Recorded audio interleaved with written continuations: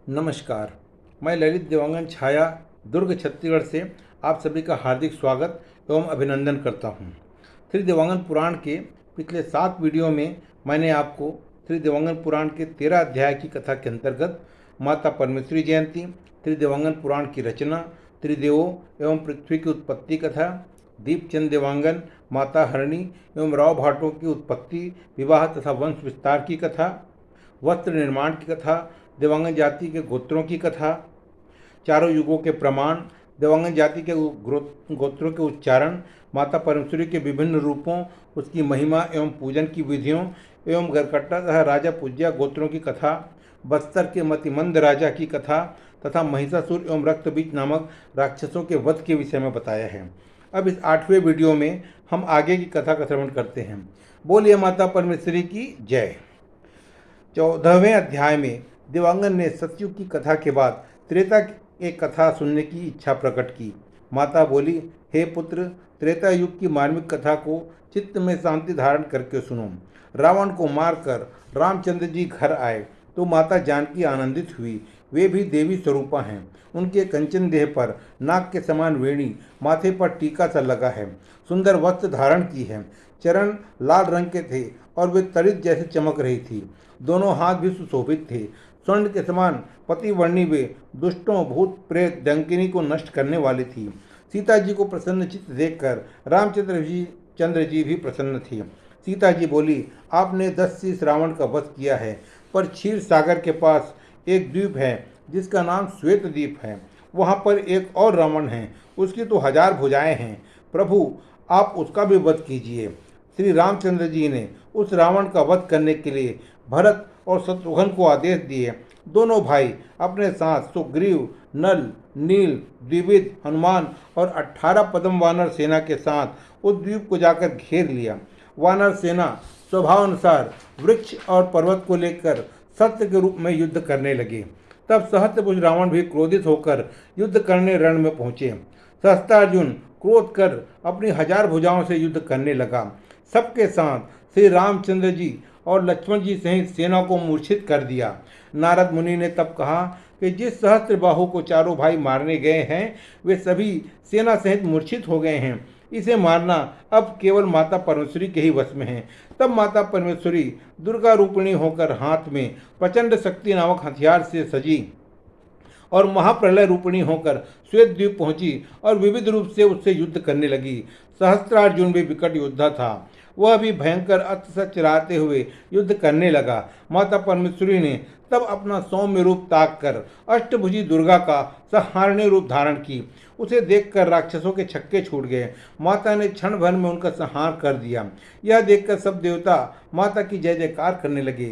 संहार करने के बाद माता अपने शांति रूप में आ गई। यह देखकर सेना समेत सभी लोग अत्यंत हर्षित हुए। श्री रामचंद्र जी आदि चारों भाई उस राक्षस के मारे जाने पर अत्यधिक हर्षित हुए और रघुकुल में मणि के समान श्री रामचंद्र जी अयोध्यापुरी को वापस लौट गए। सभी लोग माता दुर्गा की स्तुति करने लगे। इति श्री चतुर्दशी अध्याय। 15वें अध्याय में देवांगन माता से विनती करते हैं कि हे माता, आप त्रेता युग का बखान कर चुकी हैं। अब द्वापर युग की वह कथा भी बताने की कृपा करें जिसमें हरि, श्री कृष्ण और हर शंभु का युद्ध हुआ था और आप मध्यस्थता कर उस घनघोर युद्ध को अपने प्रताप से रुकवाई हैं। माता बोली, सुनो पुत्र, सोनितपुर नामक राज्य में वाणासुर नाम कर एक असुर राज्य था। उसकी 1000 भुजा होने का वरदान प्राप्त था। उषा नाम की उसकी अति सुंदर कन्या थी। एक रात सपने में राजकुमारी ने एक राजकुमार को देखा। जागने पर वहाँ कोई नहीं था। वह अपनी सखी चित्ररेखा से बोली कि मैंने स्वप्न में एक राजकुमार को देखा है, उससे मेरी भेंट करा दो। चित्ररेखा नाम के अनुरूप चित्र बनाने में निपुण थी। उसने अपनी कल्पना से अनेकों चित्र बनाकर राजकुमारी को दिखाई, पर कोई भी चित्र सपने वाले राजकुमार की तरह नहीं था।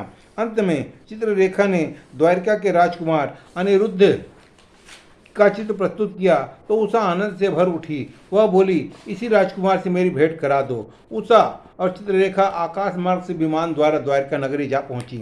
अपनी माया विद्या से सबको मोहित कर वह श्री कृष्ण के पौत्र अनिरुद्ध से गंधर्व विवाह रचा ली। इसे कोई नहीं जान पाया। असुरपति बाणासुर के महल की ध्वजा टूटकर गिर पड़ी तो वह दुखित हो उठा। हजार भुजाओं का भार ढोते ढोते असुरपति बाणासुर ने एक दिन अपने गुरु भगवान शंकर से पूछा था कि प्रभु, इन भुजाओं की कोई उपयोगिता है या यह मेरे शरीर के लिए केवल बोझ ही रहेगा।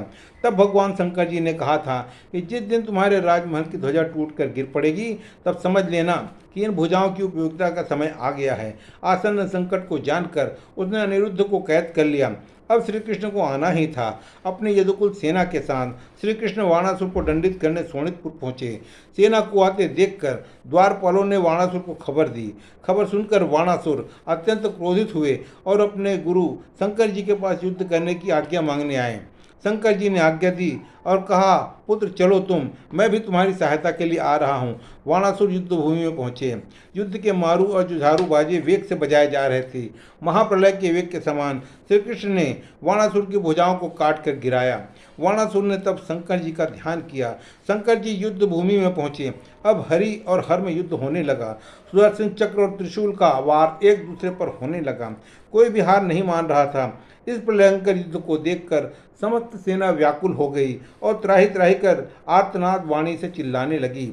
इस युद्ध को समाप्त करने के लिए माता से गुहार करने लगे।